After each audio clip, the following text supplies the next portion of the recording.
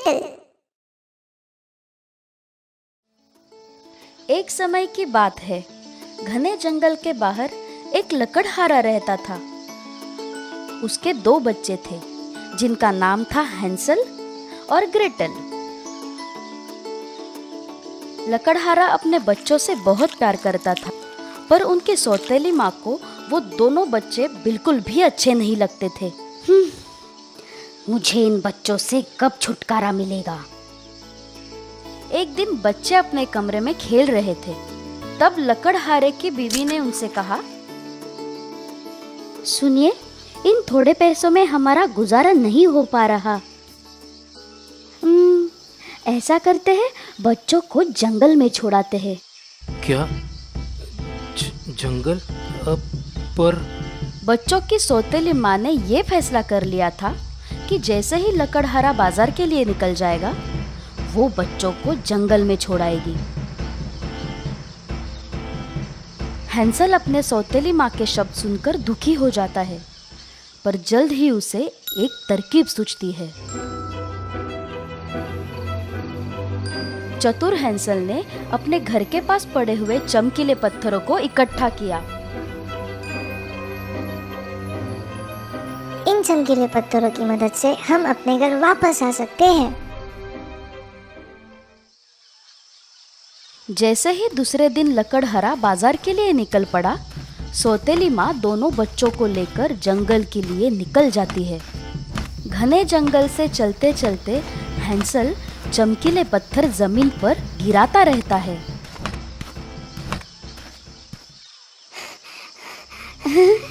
मेरे प्यारे बच्चों, तुम थक गए क्या? तुम दोनों यहीं रुको, मैं तुम्हारे लिए थोड़े फल लेके आती हूँ।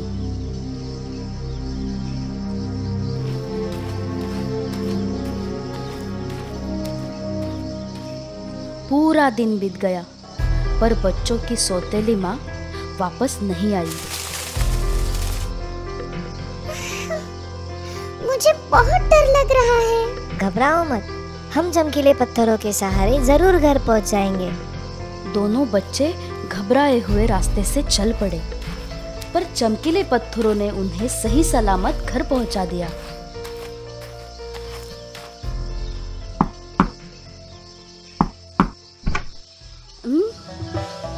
ये वापस कैसे आ गए? कुछ दिन बाद बच्चों की सौतेली माँ उनसे कहती है, बच्चों, चलो आज हम जंगल में घूमने चलते हैं। आज तुम्हें ऐसी जगह छोड़ूंगी कि तुम कभी वापस नहीं आ सकते। चलो चलो, जल्दी से तैयार हो जाओ, मैंने खाने का सामान भी ले लिया है। हैंसल और ग्रेटल को अपनी सौतेली माँ की चालाकी के बारे में पता था। ग्रेटल बहुत ही डरी हुई थी, पर हैंसल ने उसे हिम्मत दी। हैंसल ने रोटी का टुकड़ा लिया और रास्ते में फेंकता रहा, पर जंगल के पंछियों ने वो रोटी के टुकड़े खा लिए। अब दोनों बच्चे घर वापस नहीं जा सकते थे। हैंसल, मुझे बहुत डर लग रहा है। रो मत ग्रेटल, कुछ नहीं होगा, हम घर वापस जरूर जाएंगे। हैंसल और ग्रेटल जंगल में रास्ता ढूंढ रहे थे। एकाएक उन दोनों को एक घर दिखा जो चॉकलेट से बना हुआ था। बिना वक्त जाया किए वो दोनों बच्चे उस घर की तरफ भाग निकले। हैंसल और ग्रेटल ने पेट भर के चॉकलेट्स खाए। ये चॉकलेट्स कितने स्वादिष्ट है। हैंसल और ग्रेटल चॉकलेट्स खाने में मग्न थे। वो दोनों बच्चे खतरे से अनजान थे। चॉकलेट के घर का दरवाजा खुला और एक बूढ़ी औरत बाहर आई।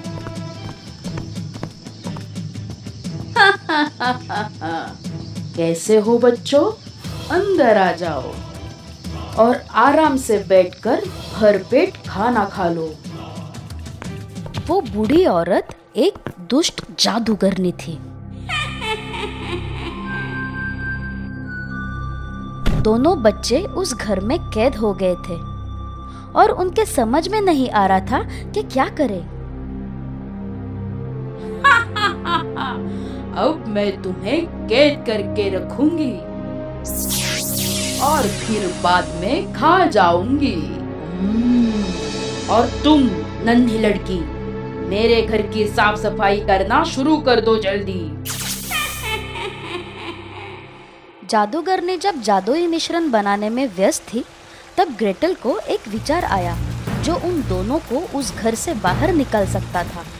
बिना आवाज किए ग्रेटल जादूगरनी की ओर चल पड़ी और इससे पहले कि जादूगरनी को कोई शक हो, ग्रेटल ने उसे धक्का देकर उस जादुई मिश्रण में डुबो दिया। अब दोनों बच्चे जादूगरनी की चंगुल से मुक्त हो गए थे। ग्रेटल ये देखकर खुश हो गई कि हैंसल अब कैद में नहीं था। अरे वाह, कितने सारे सोने के सिक्के हैं। हम इनमें से थोड़े ले लेंगे और पिताजी को दे देंगे। और आखिरकार बच्चों को अपने घर का रास्ता मिल ही गया और वो दोनों अपने घर की ओर चल दिए। जैसे ही वो घर पहुंचे, उनके पिताजी की खुशी का ठिकाना न रहा। उन्होंने दोनों को गले लगा लिया। उनकी सौतेली माँ ने उनसे माफी मांगी। बच्चों ने सोने के सिक्के अपने पिताजी को दे दिए। इसके बाद पूरा परिवार हंसी खुशी से रहने लगा।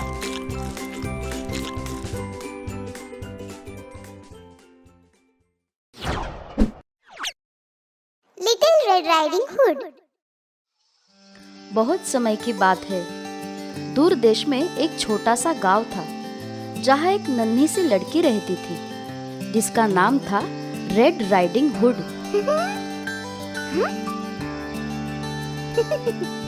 उसके पिछले जन्मदिन पर उसकी दादी माँ ने उसे एक लाल रंग का कंटोप उपहार में दिया था।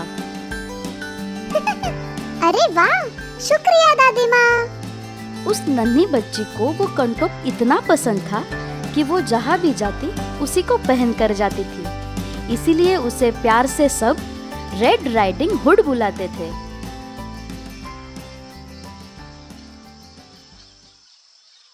एक दिन उनको दादी माँ के बीमार होने की खबर मिली। तुरंत ही उसकी माँ ने दादी माँ के लिए चिकन सूप और रोटी बनाई। उसे एक टोकरी में डालकर वो टोकरी माँ ने रेड राइडिंग हुड को दी और उससे कहा, याद रखना रेड, जंगल से गुजरते वक्त सीधे रास्ते पर चलते रहना। कोई अजनबी मिले तो उससे बात मत करना। हाँ माँ, मैं सीधे दादी माँ के घर ही जाऊंगी। Bye bye. प्यारी सी धुन गुनगुनाते हुए नन्ही रेड राइडिंग हुड जंगल के रास्ते जा रही थी।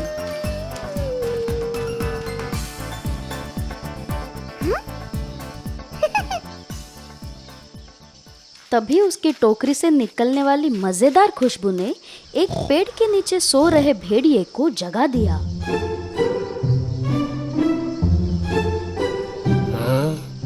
एक नन्हा शिकार, लेकिन ये जा का रहा है।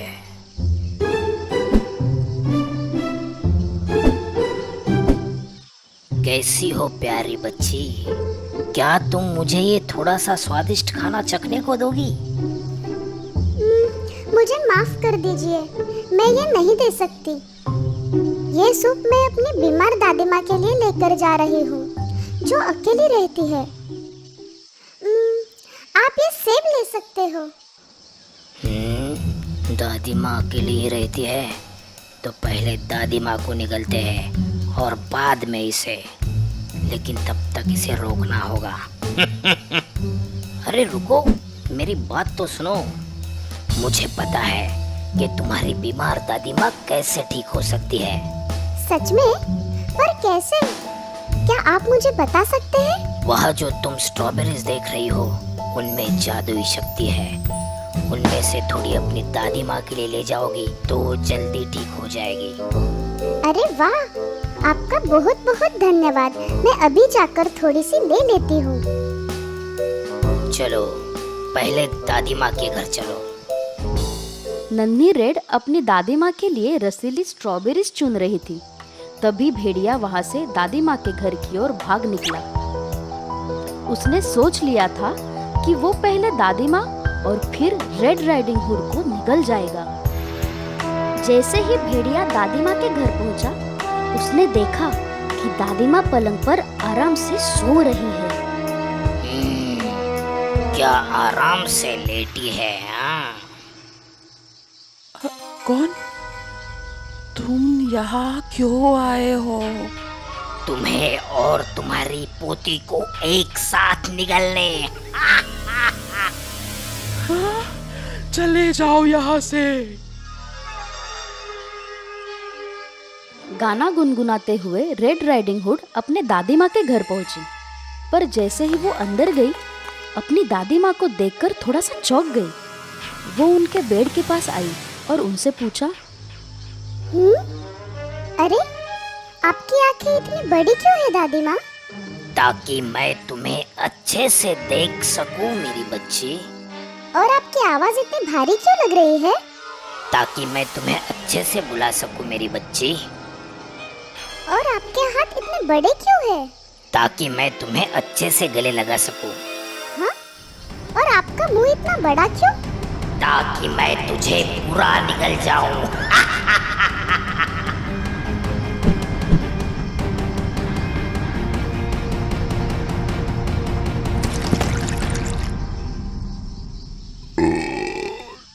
नन्ही रेड राइडिंग हुड और दादी माँ को निगलने के बाद दुष्ट भेड़िया दादी माँ के बेड पर आराम से सो गया और जोर जोर से खर्राटे मारने लगा।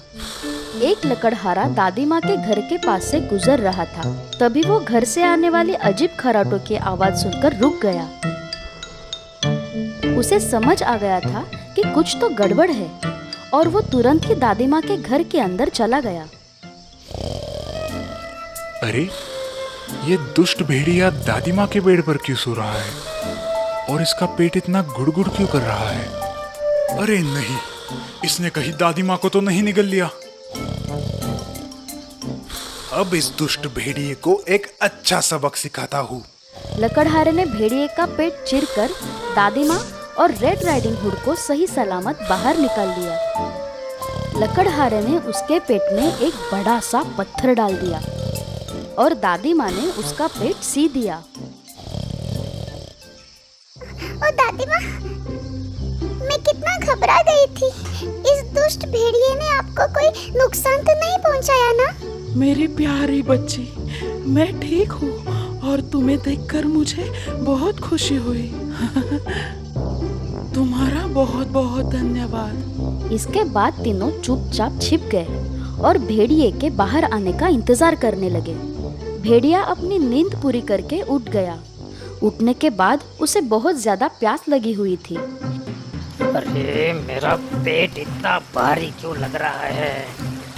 पत्थर का भार भेड़िया ज्यादा देर तक सहन नहीं कर पाया और फिसलकर नदी में जा गिरा और डूब गया। बाय बाय दुष्ट भेड़िए। नन्ही रेड राइडिंग हुड ने अपने दादी माँ से ये वादा किया कि वो कभी भी किसी अजनबी से बात नहीं करेगी। उसने लकड़हारे का भी शुक्रिया अदा किया और फिर उन तीनों ने हंसी खुशी एक साथ पूरा दिन गुजारा और मजे से साथ बैठकर चॉकलेट केक खाया।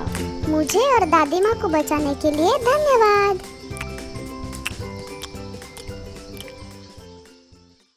दोस्तों, आपको हमारी स्टोरी कैसी लगी? हमें कमेंट करके जरूर बताइए। इस स्टोरी को लाइक और शेयर करें और हाँ, हमारे चैनल को सब्सक्राइब करना ना भूलें। Thank you.